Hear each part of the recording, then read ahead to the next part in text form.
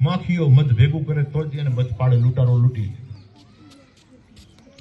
હિન્દુઓ તમને બધાને આ માધ્યમ દ્વારા, હિન્દુ સંમેલનના માધ્યમ દ્વારા કહું છું કે પૈસો પેદા કરવો એ તો અમેરિકાએ કરે છે, બ્રિટને કરે છે, બીજા લોકો કરે છે, ત્રીજા દેશો કરે છે, પણ આ બર્બરોને 1000 વર્ષ સુધી જેમણે આપણને લૂંટ કર્યા છે એમના લૂંટવા માટે શું કામ ભેગા કરો છો? જો તમારા ઘરમાં જો શિવજી પેદા ના થવાનો હોય, મહારાણા પ્રતાપની પ્રિન્ટ વાળા વિચારો વાળો જો કોઈ મહારાણાનો જેવો છોકરો પેદા ના થવાનો હોય, તમારા ઘરની અંદરથી કોઈ સનાતની હિન્દુ પેદા ના થવાનો, શું કામ ભેગું કરો છો પેલા લોકો માટે?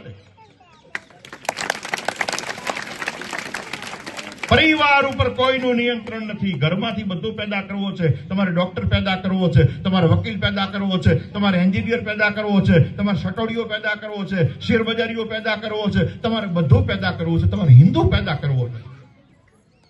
આ માધ્યમ મંચના માધ્યમથી કહું છું કે જેટલો તમારા છોકરાને જે બનાવો એ બનાવો, પેલો હિન્દુ બનાવો. એને કહો કે તું સનાતનનો હોલ્ડર છે, તું સનાતનનું સંતાન છે. અને સનાતનનું સંતાન એટલે શું એવું સમજાય પછી મારી વાણીને વિરામ આપું કે ભાઈ આ દુનિયામાં હિન્દુઓનું હોવું એટલે શું. એમ વિશ્વમાં 2 ભાગ પાડો તો વિશ્વમાં 2 જ સભ્યતાઓ વધે છે, એક દહન સભ્યતા અને એક દફન સભ્યતા. દહન સભ્યતા જે અગ્નિ સંસ્કાર આલનારા અને જમીનમાં દફન કરનારા. જમીનમાં દફન કરનારા લોકોમાં મુસલમાનો છે, યહૂદીઓ છે, ક્રિશ્ચનો છે, જે બહાઈઓ છે, પારસીઓ છે, આ બધા જમીનમાં દફન કરનારા છે. શીખો છે, જૈનો છે, બૌદ્ધો છે અને આપણે સનાતનીઓ છીએ. આ બધા લોકો આપણે અગ્નિ સંસ્કાર કરનારા છીએ. અગ્નિ સંસ્કારની પ્રિન્ટ વિશ્વમાં ત્રીજી કોઈ અંત્યેષ્ટિનું અસ્તિત્વ નથી. વિશ્વ 2 ભાગમાં જ વહેંચાય છે. 2 જ કલ્ચર છે, એક વૈદિક કલ્ચર છે, એક એબ્રામિક કલ્ચર છે, જેને મુસ્લિમ કલ્ચર કહેવામાં આવે છે, જેને ક્રિશ્ચન એને એબ્રામિક કલ્ચર કહેવાય છે. હિસ્ટોરિયનો એને એબ્રામિક કલ્ચર કહે છે. આ 2 જ અસ્તિત્વમાં છે. આ 2માં ફરક શું છે? સંખ્યામાં એટલા બધા ભેગા થાય તો એટલા છે. આખી પૃથ્વી ઉપર સૌથી વધુ સંખ્યા એબ્રામિક કલ્ચરની છે, સૌથી થોડી સંખ્યા આપણી બધી છે. સવાલ એ છે આટલી બધી સંખ્યાએ ભેગા થઈને વર્ષો સુધી આપણા મંદિરો તોડ્યા, આપણા પુસ્તકો બાળ્યા, આપણી લાઇબ્રેરીઓ બાળી. મોહમ્મદ બખ્તિયાર નામનો 1500 ઘોડેસવાર લઈને મોહમ્મદ બખ્તિયાર નામનો વ્યક્તિ પહોંચ્યો અને નાલંદા લાઇબ્રેરી આખી હળગાઈ નાખી. આખી નાલંદાને આગ લગાડી. અને નાલંદામાં ભણનારા વિદ્યાર્થીઓની સંખ્યા કેટલી હતી ખબર છે? 9000 લોકો ભણનારા અને 1000 શિક્ષકો. 10,000ની પલટન એમને છે જોતી રહી, કશોય ના થઈ, ભાગી છૂટ્યા. 1500 ઘોડેસવારો લઈને મોહમ્મદ બખ્તિયારે આખી લાઇબ્રેરી નાલંદાની હળગાઈ. કેમ? આપણે સંતાનોને બનાવીએ છીએ હોશિયાર વિદ્વાન. આપણે એને હિન્દુ નથી બનાવતા, સનાતન નથી બનાવતા. અને ઔરંગઝેબ આખી જિંદગી મરી ગયો. મરાઠાઓની પ્રિન્ટ જુઓ, આખા ભારત ઉપર જેની આડ વર્તતી હતી અને એને કીધું મરાઠા શરણે ના થાય. એવા તો એવા કયા લોઢાના બનેલા છે. અને આખી જિંદગી ઔરંગઝેબ એક વસ્તુ કરતો મરી ગયો. કરીને આખી દુનિયામાં મારો ડંકો વાગે છે, પણ મરાઠાઓનું શરણે ના લાગ્યો. કેમ? એક શિવાજીએ કીધું કે મારા સંતાનો લડશે, મારા છોકરા લડશે, મરાઠાનો એક છોકરો લડશે અને એક મરાઠો મરી મળશે. બાકી જીવવું મરવું અમારા માટે કોઈ સામાન્ય વસ્તુ છે? બાકી મોગલોના શરણે થઈને જીવવું અમને મંજૂર નથી. ના ઝુકાવી શક્યો છત્રપતિને, સંભાજી મહારાજને ના ઝુકાવી શક્યો. જેમના આવડા આમ છે રેખો જેવડા જેમના કટકા કર્યા, જેમના નખ ખેંચી લેવામાં આવ્યા, જેમને લોહી લવણ કરી નાખ્યા, જેમના ચામડા ઉધડી નાખવામાં આવ્યા, જેમના ગરમ પાણી ઉકળતા પાણી રેડવામાં આવ્યા. અને એક જ વાત, તને આનાથી મોટું રજવાડું હતું એકવાર મુસલમાન બંધ. અરે એને કીધું તારા જેવા ઔરંગઝેબ કેટલાય આવશે, કેટલા ધરતી પર જશે, સનાતનીને દુનિયામાં કોઈ ના ઝુકાવી શકે. આ પ્રિન્ટ છે. બેંક બેલેન્સ ને ખાવું પીવું, ઢોલ ને ઢીચાંગ ને ડીજે ને આ સિવાય કોઈ ધંધો નથી હિન્દુઓનો. એક વસ્તુ લખી રાખો કે નૃત્ય સારું છે, કૃષ્ણ લીલામાં મહત્વ છે, પણ જેને વાતે નાચવું છે, નાચણીયાઓમાંથી કે શિવાજી પેદા થાય, રાણા પ્રતાપ પેદા થાય. અવસર આવ્યો નથી, તૂટી પડ્યા નથી. એટલે તમને બધાને એક વાત કહું છું કે આખી જે એબ્રામિક કલ્ચર અને વૈદિક કલ્ચરના જે વિશ્વ ઉપર 2 ભાગ પડ્યા છે, દહન ક્રિયા અને દફન ક્રિયાના જે 2 ભાગ પડ્યા છે, એમાં સૌથી ઓછી સંખ્યા આપણી છે. પણ પ્રશ્ન એક તમને બધાને આપીને જઉં છું, એક પ્રશ્ન કરું છું, એવું શું બન્યું કે આટલા બધા આક્રાંતો આવ્યા, આપણે રક્ત રંજિત કરી નાખ્યા? જ્યાં જો તમે ફલાણો ગોઢ નહીં, આટલી જનોયો જોખાડી હતી, જ્યાં જો અહીંયા આટલા રાજપૂતો ક્ષત્રિયો મરી ગયા, કપાઈ મર્યા, નદીઓના લાલ લોહી થઈ ગયા, બધું થયું. પણ એવું કઈ વસ્તુ બની કે દુનિયામાં આપણને કોઈ મિટાવી ના શક્યું, આપણી હસ્તીને ના મિટાવી શક્યું? એનું એક કારણ તમને કહી દઉં છું કે હિન્દુ એટલે શું? યાદ લખી રાખજો તમે. હિન્દુ એટલે શું? એમ હિન્દુ એટલે કોઈ રેશન કાર્ડ છે? તમારો પરિવાર કોઈ રેશન કાર્ડ છે? રેશન કાર્ડ વાળામાં રેશન કાર્ડની દુકાનો જોઈને રેશન કાર્ડ વાળો કહીને તને તું એપીએલ છે, ખાંડ નહીં મળે. રેશન કાર્ડની વ્યાખ્યા છે. પણ કોઈ પણ જયારે આબરૂદારનો છોકરો પેઢીએ જઈને ઉભો રહે અને કે મારી પાસે તારે કશું છે ને મારે પૈસા જોઈએ છે, એને કીધું કોઈ વાંધો નહીં, તારા ખાનદાનમાં ઉજળું ખાનદાન છે, તારા ડોહાઓનું ઓળખું છું, જોઈએ એટલા લઈ જાય. સમજી જાઓ કે આ રેશન કાર્ડ નથી, આ એના ખાનદાનની આબરૂ છે, આ પરંપરા. એટલે આ હું તું રતનીઓ વાળું જે મગજમાં ફિટ થઈ ગયું છે, મારું આગળ મારું ઘર ને આમાં જ મારા છોકરાને આ જ દુનિયામાં બચવા જોઈએ, ભૂકંપ આવે તો આખું ગામ મરી જાય, બલી મરી જાય, મારું જ કુટુંબ બચવું જોઈએ, આવું બધા ભેગા વિચારે છે.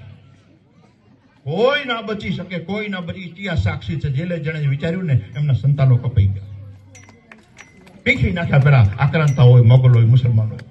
એટલે તમને બધાને એક વાત કહું છું કે આ બચાવ કેમ? તો એક તો તલવારો ક્ષત્રિયોની ચાલુ રહી, યોદ્ધાઓની ચાલુ રહી, લડવૈયાઓની ચાલુ રહી, બલિદાન વીરોની તલવારો ચાલુ રહી, પણ એથી તો બચી શકાય એમ હતું જ નહીં. તો એક વાત લખી રાખો, તમને કહું છું કે આજે હિન્દુ એટલે શું. પ્રકૃતિમાં એક નિયમ છે, ભણેલા છે તો એક વાત કહી દઉં તમને, એમ છે કે બધી શાસ્ત્રોની વાતો થાય છે તો ડાર્વિનનો ઉત્ક્રાંતિવાદ છે, અમે સર્વાઈવલ ઓફ ફિટેસ્ટનો એક સિદ્ધાંત દે છે કે એવા જ લોકો બચે છે આ ધરતી ઉપર જે પ્રકૃતિનું પોષણ કરે છે અને પ્રકૃતિનું જતન કરે છે. કુદરત એમને જ જીવતા રાખે છે. જે પ્રકૃતિના નિયમો પ્રમાણે નથી ચાલતા એમને કુદરત કાઢી નાખે છે, કોઈને કોઈ બાને કાઢી નાખે છે. ડાયનાસોરો જતા રહ્યા ધરતી પર, એમના હાડકાઓ મળે છે. આખી ધરતી અસુરોથી ભરેલી છે. આ શબ્દ વાપરતા મને એટલા માટે વાંધો નથી કે અસુરોથી ભરેલી છે. બાપુ તમે કેમ કહી કહો, જેનો હવારમાં લોહીના કોગળાથી ચાલુ થાય અને કોઈને કોઈ જાનવરનું છે ને એ લોહી એમના ભાણામાં પડતું હોય, જેમનું બપોર લોહીના કોગળાથી થતું હોય, જેમના મહિના લોહીના કોગળાથી થતા હોય, જેમના પ્રસંગો લગ્ન લોહીના કોગળાથી થતા હોય, હજારો જાનવરો કાપીને ભરકી જતા હોય, અને 9 વર્ષની દીકરીઓને 12 વર્ષની દીકરીઓને 5 વર્ષના માણસો પરણાવી દેવામાં આવતી હોય તો એનો માવતર ના બોલી શકે, કેમ કે એમનો ધર્મ છે. આ ના બોલી શકે તો લખી રાખવાનું, એક વસ્તુ લખી રાખવાની કે આવા અસુરોથી આખી દુનિયા ભરી છે. અને જો બેડું એક દીકરી લઈને આવતી હોય, ભણવા જતી દીકરી હામી મળે ને તો કરોડપતિ જે BMW લઈને નીકળ્યો છે એને સાથી એમ થાય કે આજ મારું કામ ફતે થઈ જવાનું છે. આ દુનિયામાં જે ફરક છે ને, જે દુર્ગા સમજે છે પોતાની દીકરીને, એના જ ઘરે પેદા થઈ છે, પણ એને ખબર છે કે આ માં જોગમાયાનો અવતાર છે, આ દુર્ગાનો અવતાર છે, આ શક્તિનો અવતાર છે. એ ખાલી હામી મળે ને શકનથી એ છાતી ભરી જાય છે કે આજ મારું કામ થઈ જશે. દુનિયામાં આ ડિફરન્સ છે. એ જે હરામીઓ છે, જે લોકો પાસે દુનિયામાં હમદામ ને ઠામ બધું છે, 9 વર્ષની દીકરીઓને પીખી નાખે છે, એમનામાં કોઈ બોલી ના શકે. અને આ એક એવો દેશ છે કે જ્યાં એક બાઈ છે ને વિધવા છે ને તો એના છોકરાઓ સામે કોઈ ઊંચી આગળી કરે તો 10 જણા બોલનારા ઉભા થાય. શું તને એકલી એ બાઈને સમજે છે? અમે બધા નથી બેઠા, ખબરદાર જો કોઈ નામ દીધું. આ હિન્દુઓની પ્રિન્ટ છે. કૂતરી રિયા ને કૂતરી તોય પણ એ અહીંની બાઈ એમ સમજે છે કે એને પહેલી વખત રાબ કરીને શીરો કરીને ખવડાવવાની જવાબદારી મારી છે. આ અમારી દીકરીઓની હુવાવડ નહીં, અહીં તો છે ને જાનવરોની પણ આપણે એની અંદર કેર લઈએ છીએ, કાળજી રાખીએ છીએ. રાબ ને શીરો કરીને એને ખવડાવીએ. આ હિન્દુની પ્રિન્ટ છે. એટલે હિન્દુ નહીં હોય તો જાનવરોનો રક્ષક કોણ બનશે? હિન્દુ નહીં હોય 18-12 વનસ્પતિની અંદર આયુર્વેદ કોણ ગોતશે? હિન્દુ નહીં હોય આ મંદિરોના ઘંટરાઓ કોણ વગાડશે? હિન્દુ નહીં હોય ગાયો માટે પરબો અવડા કોણ બનાવશે? હિન્દુ નહીં હોય આ પ્રભુના પાણીના કુંડા કોણ બાંધશે? દુનિયામાં કોઈ પ્રિન્ટ છે એવી? અને હિન્દુ નહીં હોય સંખીડાને ચબૂતરા જઈને ચણ કોણ નાખશે? હિન્દુ નહીં હોય તો કોઈ અબડાના માટે વારે ચડનારા વેણુ પરવારથી વાળીને વસરા છોલંકી જેવા ગાયોની વારે ચડનારા હિન્દુ નહીં હોય તો કોણ પેદા કરશે? આ હિન્દુ છે એટલે પ્રિન્ટ પેદા થાય છે.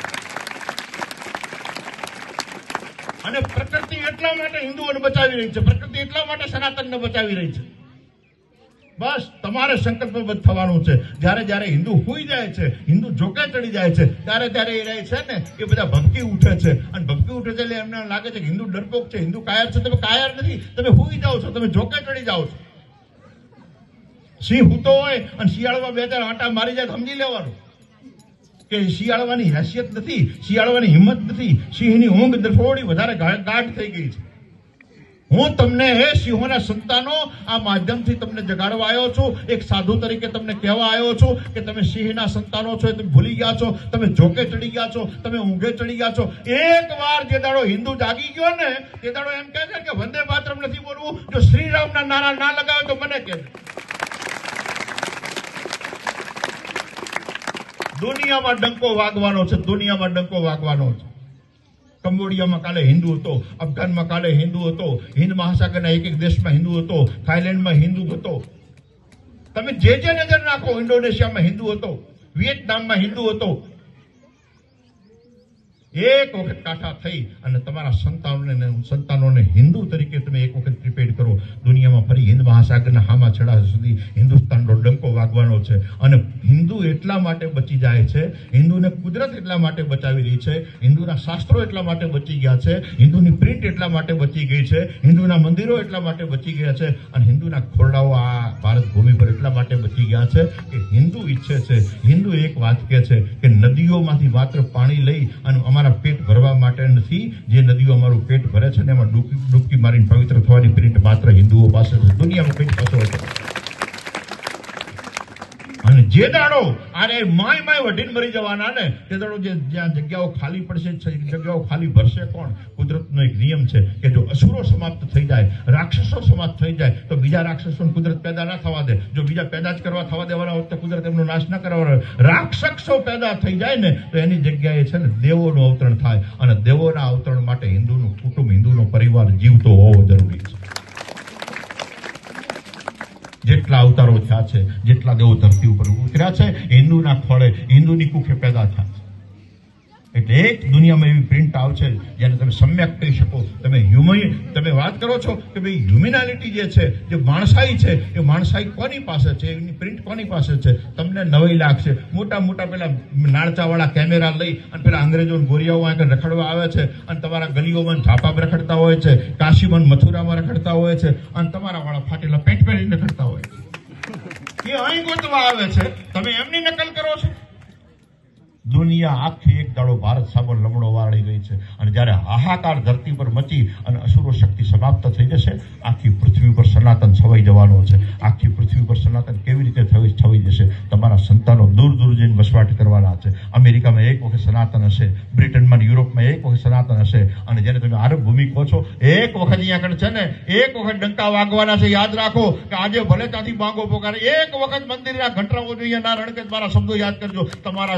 તમારા સંતાનોને એક વખત, તમારી દીકરી, તમારા દીકરાને એક વખત હિન્દુ બનાવો. આખી ધરતી ઉપર આખી ધરતી ઉપર છે ને એ સનાતન છવાઈ જવાનો છે. કેમ કે જેનો ત્રણેય કાળમાં નાશ નથી એવી વસ્તુને સનાતન કહેવાય છે. જે ગઈકાલે હતો, જે આજે છે, જે આવતીકાલે રહેવાનો છે. એટલે હિન્દુ સંમેલન એ કોઈ પ્રચાર પ્રસાર નથી, એ કોઈ મંડપ નથી, એ કોઈ માઇક નથી. હિન્દુ સંમેલનો પ્રત્યેક જગ્યાએ થઈ રહ્યા છે ને એ એલાર્મ વાગે છે કે હે ઊંઘડસી જાગ, હે ઊંઘડસી જાગ, અને તમને જગાડવા માટેના એલાર્મો વાગી રહ્યા છે. એટલે આટલા જે લોકો નથી પહોંચી શક્યા એમને તમારે જઈને કહેવાનું છે કે અમે થોડા ગયા હતા, અમને જોખું આવ્યું હતું, અમે થોડાક જાગી ગયા છીએ. જે હજુ નથી જાગ્યા, અહીં સુધી નથી પહોંચી શક્યા, એમને જગાડવાનું કામ તમારું છે. બધી જ વાતો ચર્ચા કરો, અને જ્યાં બેસો કુટુંબમાં વાતો કરો, કુળની વાતો કરો, શાસ્ત્રોની વાતો કરો, તમારા પૂર્વજોની વાતો કરો, રાજા હરિશ્ચંદ્રની વાત કરો, શિબી રાજાની વાત કરો. આપણે તો એવા લોકોના સંતાનો છીએ કે હોલા માટે થઈ અને પોતાના અંગો શિબી રાજાએ કપાઈ નાખ્યા, અને સતને ખાતર ઉભો હરિશ્ચંદ્ર વેચાઈ ગયો છે ને, અયોધ્યાની બજારમાં ઉભો વેચાઈ ગયો, સતના ખાતર વેચાઈ ગયો. આ મહાન પુરુષોના સંતાનો આપણે છીએ. પ્રભુ શ્રી રામના છે. જે લોકો એમ કહેતા હતા મંદિર નહીં બને, એમની છાતી ઉપર બની ગયું છે. જે લોકો એમ કહેતા હતા કે કાશીમાં કોઈ દાડો ગંગાનું પાણી નહીં ચડે, એમની છાતી ઉપર ચડી ગયું છે. બધા મેં જોયો છે, બધા કાર્યક્રમોમાં હું હાજર રહ્યો છું. અને હવે તો એવો યુગ આવ્યો છે, ખાલી તમારે જાગવાનું છે. તમને એમ થાય સાધુઓ મઠોમાં બેસી ખાલી રોટલા ખાય. અમારો એક સાધુ બેસી અને આખા એવડા મોટા રાજ્યને ચલાવે છે. પેલા આતિક ને ફતિક ક્યાં ખોઈ ગયા કોઈ ખબર નથી. માથું ઊંચું કર્યું નથી, ત્રીજા દાડે લાશ મળી નથી. દુનિયામાં ડંકા વાગી રહ્યા છે. અને નરેન્દ્ર મોદી જે દેશમાં જાય છે ને પેલું એક મંદિર ગોતે છે. મંદિર ગોતી ત્યાં જઈને પૂજા કરે છે, ત્યાં જઈને આરતી કરે છે. પેલા જે દેશનો વડાપ્રધાન હોય એને પાછો હાથમાં થાળી પકડાવે છે, તું એ આરતી કરે. અને એ દુનિયામાં બધા આરતી કરે છે. પંજાબનો જાપાનના વડાપ્રધાનને લાઈન ગંગા આરતી કરાવડાવે છે. આજે ફરી પાછું છે ને સનાતને પોતાની આળસ મરડી છે. દુનિયામાં ઘંટરાવ મને સંભળાઈ રહ્યા છે. બસ એના માટે એક જ વસ્તુ છે કે તમારા પરિવારને છે ને એ પરિવારને મજબૂત બનાવો. પરિવાર સૌથી મોટું યુનિટ છે. હિન્દુનો સૌથી મોટો હથિયાર છે. પોતાના પરિવારના સંસ્કારો છે. તમારા પરિવારની અંદર ખૂબ ઈશ્વરની સનાતનની કૃપા ઉતરે, કાશી વિશ્વનાથની કૃપા ઉતરે, અને જોગ માયાની કૃપા અમારી બહેનો ઉપર ઉતરે, માતાઓ ઉપર ઉતરે, અને એમની કુખેથી એવા સંતાનો પેદા થાય કે આખું વિશ્વ એમને ઓળખે, અને વિશ્વમાં સનાતન છવાઈ જાય. આખું વિશ્વ જીવવા લાયક બને.